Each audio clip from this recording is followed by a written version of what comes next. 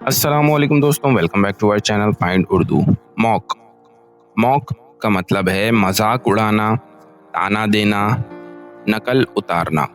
Mock का मतलब होता है किसी का मजाक उड़ाना या उसकी नकल उतारना, ताना देने के लिए। ये अक्सर नेगेटिव सेंस में यूज होता है, जहाँ किसी को नीचा दिखाने की कोशिश की जाती है।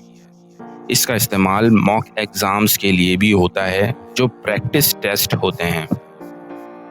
दे mocked his accent during the meeting. उन्होंने मीटिंग में उसकी बोलने का लहजा का मजाक उड़ाया।